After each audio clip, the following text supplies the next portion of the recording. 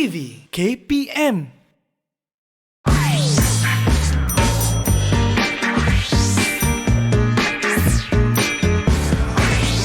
Didik TV KPM.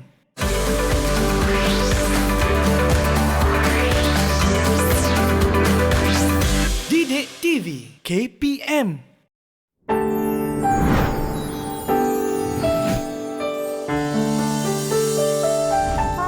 Assalamualaikum warahmatullahi wabarakatuh dan salam sejahtera, salam PKP.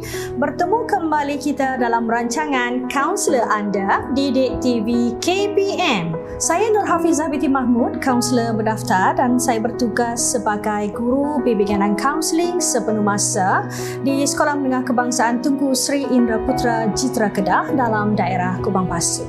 Boleh panggil Cikgu Hafizah. Baiklah semua para penonton yang Cikgu Hafizah hormati sekalian, pada hari ini tajuk cikgu iaitu komunikasi dan kerjaya pilihan hati.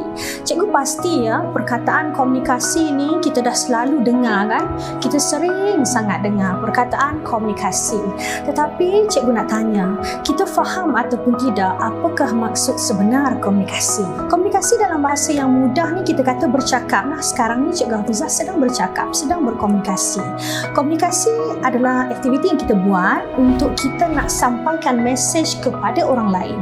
Mesej itu boleh jadi satu pandangan, satu perasaan, luahan perasaan, boleh jadi satu arahan dan apa saja yang kita nak bagi tahu kepada orang lain. Itu adalah komunikasi. Kita nak sampaikan sesuatu kepada orang lain, nak bagi tahu sesuatu kepada orang lain.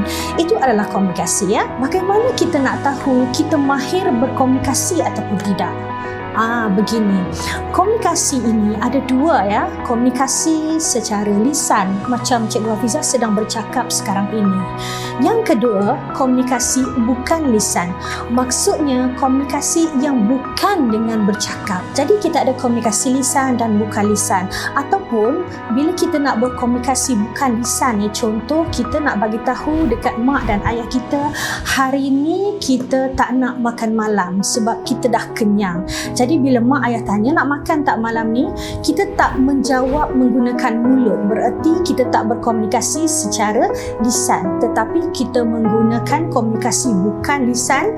Kita cuma geleng kepala begitu untuk nak bagi tahu mesej kepada ibu dan ayah kita bahawa kita tak nak makan.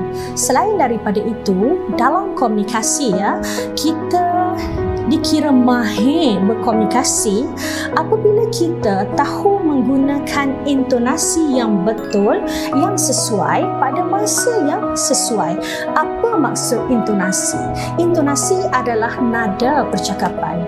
Contoh bila nak cakap sesuatu, kita menggunakan nada yang tinggi. Bila kita guna nada yang tinggi, orang faham apa mesej nak disampaikan, tetapi dia mungkin merasakan bahawa kita sedang marah. Okey, cikgu kongsikan contoh. Katakan Cikgu Hafizah tak bersetuju dalam sebuah mesyuarat, jadi cikgu gunakan nada yang tinggi. Nanti dulu. Saya tak setuju dengan pandangan ni Saya tak setuju. Jadi ahli mesyuarat faham mesej daripada Cikgu Hafizah, cikgu tak setuju, tetapi mereka merasakan cikgu sedang marah. Okey, berbeza kalau cikgu nak bagi tahu mesej cikgu tak setuju tapi menggunakan intonasi yang rendah. Begini. Minta maaf semua saya rasa saya tak setuju dengan pandangan ahli mesyuarat. Apa yang mereka faham? Cikgu tak setuju tetapi bukan dalam keadaan emosi marah.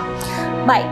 Intonasi sangat penting bila kita berkomunikasi dengan orang, kerana walaupun ayatnya sama tetapi bila intonasi berbeza, tinggi dan rendah, mesej yang sampai mungkin difahami dengan cara yang berbeza. Boleh Okey, bila cakap tentang komunikasi, tadi cikgu sebut ada komunikasi lisan, bukan lisan, kemudian ada intonasi, dan satu lagi, bila kita nak sampaikan sesuatu mesej ataupun kita nak bercakap dengan orang, orang pun seronok sembang dengan kita, tertarik nak bersembang dengan kita, tertarik nak terus mendengar dan melihat kita, kita masukkan unsur tarikan iaitu unsur kecindan ataupun kita kata sense of humor, masuk unsur lawak sikit kan. Lawak tujuan dia untuk menarik perhatian supaya orang tak bosan mendengar apa yang kita cakap. Apatah lagi kalau kita punya komunikasi panjang kan, nak sampaikan ucapan, nak berikan arahan, nak berikan taklimat. Jadi kita masukkan lawak jenaka yang sesuai, berpada-pada dalam komunikasi kita. Boleh ya, faham ya? Cikgu Hafizah kongsikan beberapa perkara yang penting dalam komunikasi, sebab Cikgu Hafizah hari ini nak membawakan tajuk bahawa kemahiran komunikasi yang baik sangat diperlukan dalam kerjaya. Untuk kita memahami berkaitan dengan kepentingan kemahiran komunikasi demi untuk mencapai dan berjaya memiliki kerjaya impian hati kita, mari kita tonton video yang cikgu sediakan ini. Apa kata seorang pensyarah daripada IPG Kampus Temanggung Ibrahim dari Johor, dan yang menariknya beliau berpengalaman yang sangat luas, 28 tahun bersama dengan Kementerian Pendidikan Malaysia dan merupakan panel penggubal modul pembangunan insan peringkat kebangsaan, dan juga merupakan salah seorang panel penemu duga untuk calon-calon guru Kementerian Pendidikan Malaysia. Jom kita dengar apa kata beliau berkaitan dengan kepentingan komunikasi dalam kerjaya. Assalamualaikum warahmatullahi wabarakatuh.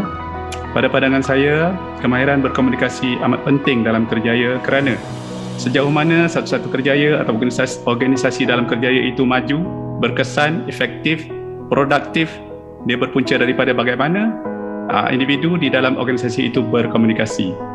Semakin tinggi tahap kemahiran komunikasinya, maka semakin tinggilah tahap potensi atau kecemerlangan organisasi tersebut. Didik TV KPM. Didik TV KPM. Baiklah para penonton semua, kita dah lihat, kita dah dengarkan pentingnya kemahiran komunikasi dalam kita membina sesebuah kerjaya. Okey, sekarang ini cikgu nak tanya semua penonton ya yang ada bersama dengan Cikgu Hafizah pada hari ini, ada tak tersemat di hati anda cita-cita dan impian kerjaya di masa hadapan? Bagus, tahniah. Kalau ada cita-cita yang terpahat di dalam hati, di kepala kita, bagus. Berarti anda orang yang bermotivasi untuk belajar bagi mencapai kejayaan di masa hadapan. Apakah cita-cita anda? Nak jadi peguam ke? Nak jadi doktor? Nak jadi polis? Nak jadi tentera? Oh, nak jadi jurulatih renang? Guru vokal? Jururawat? Mekanik? Apa saja cita-cita yang ingin anda capai? Itu yang memberikan idea kepada kita kenapa kita nak pilih kerjaya itu dan kenapa kita tertarik untuk berada di dalam bidang kerjaya itu. Baik, seterusnya kita dengar pula apa kata anak muda ini. Anak muda ini berusia 28 tahun. Yang bestnya pada ketika 24 tahun beliau sudah pun mempunyai consultancy agensinya sendiri, iaitu LM Success. Apa kata beliau berkaitan dengan kepentingan komunikasi dalam kerjaya? Kebolehan dan kemampuan seseorang individu itu bukan hanya terletak ataupun diukur oleh kecemerlangan akademik semata-mata, ia juga merangkumi kemahiran komunikasi secara berkesan. Kemahiran komunikasi secara berkesan ini amat penting dalam organisasi supaya untuk melancarkan kerja kita, ya. Sama ada ia berkomunikasi sama rakan sekerja ataupun dengan pihak luar.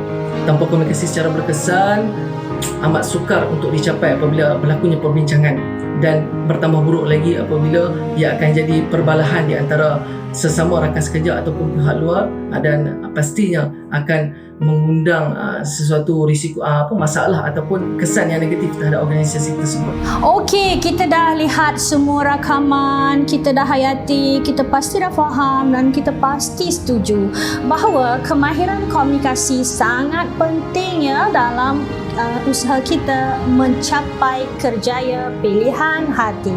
Okey, secara kesimpulannya dapatlah kita lihat dekat sini apakah kepentingan untuk memiliki kemahiran berkomunikasi dalam usaha mencapai kerjaya pilihan anda.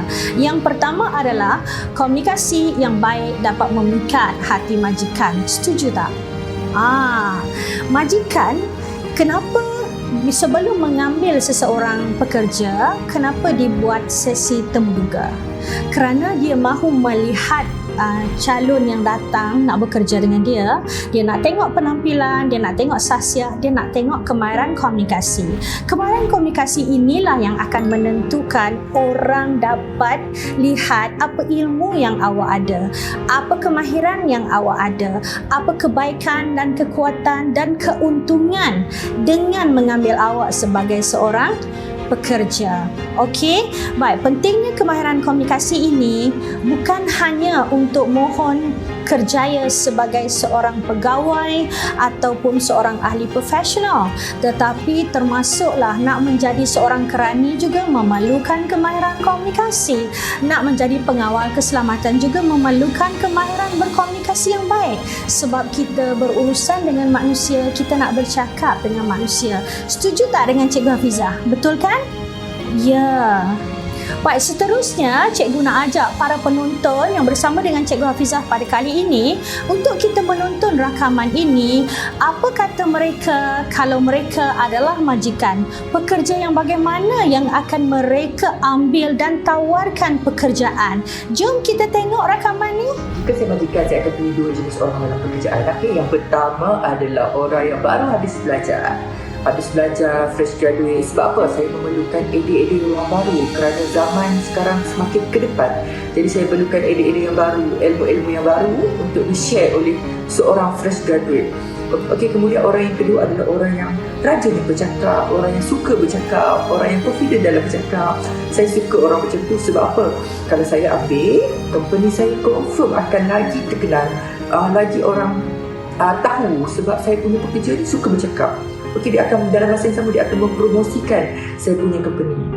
Baik, tahap intelektual dan tahap keyakinan yang dicari oleh seorang majikan dapat dilihat melalui kemahiran berkomunikasi. Bila anda berkomunikasi dengan baik, tahap intelektual anda dipamerkan di situ. Bila anda berkomunikasi dengan baik, tahap keyakinan anda juga dipamerkan di situ. Jadi majikan dapat lihat ya, tahap intelektual anda tinggi atau rendah. Kemudian dia juga dapat lihat tahap keyakinan anda tinggi atau rendah. Itu yang akan membantu majikan membuat keputusan memilih pekerjanya. Okey. Ada majikan yang mencari pekerja yang fresh graduate. Suka bercakap, rajin bercakap, kerana melalui bercakap, melalui berkomunikasi dapat membina hubungan yang baik bersama dengan pekerja-pekerja yang lain di dalam organisasi untuk mewujudkan hubungan yang baik dan harmoni di tempat kerja.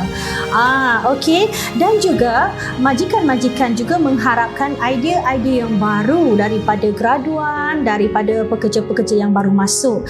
Idea itu hanya boleh disampaikan melalui kemahiran komunikasi yang baik. Bagaimana orang nak tahu idea kita kalau kita tak dapat nak berkomunikasi dengan baik untuk bagi tahu idea kita?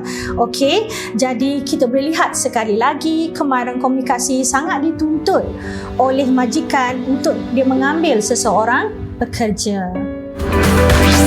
Didik TV KPM. Didik TV KPM. Dengan memiliki kemahiran komunikasi yang baik ya para penonton sekalian, ia membuka ruang yang luas untuk kita mendapat kenaikan pangkat, untuk kita mendapat laluan kerjaya yang lebih cerah, yang maju. Sebagai seorang pekerja, kita selalu berurusan dengan majikan, kita juga berurusan dengan pelanggan. Jadi untuk majikan rasa selesa dengan kita, pelanggan rasa selesa berurusan dengan kita, pastinya memerlukan kemahiran komunikasi yang baik. Jadi kita perlu siapkan diri kita dengan kemahiran komunikasi yang baik bermula daripada sekolah lagi ya. Yang ketiga, kepentingan memiliki kemahiran komunikasi yang baik dalam kerjaya pilihan hati. Apa tu? Ya, menjadi sumber pendapatan tambahan tau. Bila kita mahir berkomunikasi dengan baik, menjadi tarikan untuk orang mendengar, orang percaya, orang terpengaruh, maka bolehlah kita membuat kerja-kerja seperti menjadi penjual, kita buat review produk, kita jadi jurucakap. Jadi orang tertarik untuk beli barang kita dan membayar untuk perkhidmatan kita ya. Selain daripada itu, zaman sekarang ini, apatah lagi dalam keadaan PKP ya, kita dapat lihat YouTuber tumbuh bagai cendawan selepas hujan. Dah banyak YouTuber, banyak content provider di media-media sosial, di TikTok, Instagram, YouTube dan sebagainya. Semua itu memerlukan kemahiran komunikasi yang baik, kerana dalam video yang kita hasilkan, kita nak bagi tahu sesuatu, sama ada secara kita bercakap ataupun bertulis ataupun menggunakan bahasa badan. Dalam keadaan sekarang ini, tetap kemahiran komunikasi penting dalam kita membina kerjaya dalam kebiasaan baru ya. Selain daripada itu, boleh juga menjadi sumber pendapatan tambahan atau menjadi sumber pendapatan utama. Bila kita mahir berkomunikasi, cara kita bercakap itu menarik, disokong dengan body language yang nampak begitu berkeyakinan, maka membuka peluang untuk kita membina kerjaya sebagai seorang jurucakap motivasi atau sebagai seorang penceramah. Okey. Best tau, Cikgu Hafizah sendiri memanfaatkan kemahiran komunikasi yang Cikgu Hafizah ada selain daripada berkhidmat sepenuh masa dengan Kementerian Pendidikan Malaysia. Ini masuk tahun yang ke-20. Selain daripada tu, Cikgu aktif sebagai seorang pembentang tau dalam seminar peringkat kebangsaan antarabangsa. Dan bila Cikgu lakukan dengan memanfaatkan kemahiran komunikasi yang Cikgu ada, tidak terjangka ia menjadi satu sumber pendapatan tambahan untuk Cikgu Hafizah. Kenapa? Tak percaya? Okey, kalau tak percaya, jom kita tengok video Cikgu Hafizah sikit. Dan apa kesan intonasi dalam komunikasi yang kita dah pun bincangkan tadi, kita berdepan dengan benda-benda yang kita tak boleh kontrol, kita tak boleh jangka. Kita tak mahu benda tu, tapi benda tu jadi. Sekarang dah percaya kan? Ya, baik. Cikgu Hafizah merupakan seorang kaunselor berdaftar dan cikgu bertugas dengan Kementerian Pendidikan Malaysia sebagai guru bimbingan dan kaunseling sepenuh masa di sekolah menengah di Jitra Kedah. Semua kerjaya itu menuntut cikgu untuk berkomunikasi dengan baik. Selain daripada itu, sebenarnya satu masa dulu cikgu pernah memiliki syarikat sendiri, ABM Enterprise, dan cikgu ada pekerja-pekerja cikgu yang menuntut kemahiran komunikasi. Kebiasaannya bila cikgu berikan ceramah dan cikgu sampaikan kita kata satu slot motivasi ya, cikgu conduct slot motivasi bersama dengan pelajar. Kadang-kadang pelajar-pelajar cikgu ada yang sebut, cikgu saya nak jadi macam cikgu, cikgu idola saya, inspirasi saya nak jadi macam cikgu. Cikgu kena clearkan dengan para pelajar, awak nak jadi macam Cikgu Hafizah yang mana? Adakah nak jadi kaunselor berdaftar? Berbeza. Nak jadi guru? Berbeza. Lagi nak jadi seorang penceramah, nak jadi seorang jurulatih, semua itu adalah kerjaya yang berbeza, peranan yang dimainkan berbeza mengikut keadaan dan tempat. Namun ya, dalam semua kerjaya yang cikgu pernah ceburi itu, semuanya memerlukan Cikgu Hafizah memperkasakan kemahiran komunikasi sebab ia sangat bermanfaat dan memberikan kesan yang cukup baik dalam cikgu membina kerjaya. Kerjaya pilihan Cikgu Hafizah menjadi guru, motivator, menjadi seorang kaunselor dan jurulatih. Alhamdulillah. Okey, sekarang macam mana? Faham tak apa yang cikgu kongsikan sepanjang slot kita ini? Faham kan? Sekarang ni kita betul-betul nampak kan bahawa kemahiran komunikasi itu penting dalam membina kerjaya pilihan hati. Okey. Baiklah anak-anak murid sekalian, anak-anak pelajar sekalian, maka dengan itulah di sekolah ya, di sekolah bila kita belajar, bila kita buat aktiviti dengan cikgu-cikgu, kenapa cikgu-cikgu selalu buat soal jawab, buat aktiviti pembentangan, minta kita jadi pengacara majlis, minta kita jadi urus setia, AJK, latih kita untuk melibatkan diri dengan pertandingan. Sebenarnya ya, sekolah bukan hanya tempat untuk melatih kita dalam bidang akademik tau, tetapi juga untuk membangunkan kemahiran modal insan. Selain daripada cikgu-cikgu nak melatih kita dengan nilai-nilai murni, semangat berpasukan dan sebagainya. Jadi dengan itu, cikgu menyeru semua semua penonton cikgu yang merupakan anak murid di sekolah rendah dan sekolah menengah terlibatlah dengan aktiviti-aktiviti yang dibuat di sekolah. Bertujuan makin banyak aktiviti yang kita ceburi, makin meningkat kemahiran kita, terutama kemahiran berkomunikasi ya. Baik, sekian dulu perkongsian Cikgu Hafiza untuk slot pada kali ini. Cikgu harap jangan ketinggalan terus bersama dengan slot kaunselor anda Didik TV KPM. Hingga berjumpa lagi, salam perjuangan daripada Cikgu Hafiza. Jom kita jumpa di puncak kemenangan. Assalamualaikum dan salam sejahtera. Bye.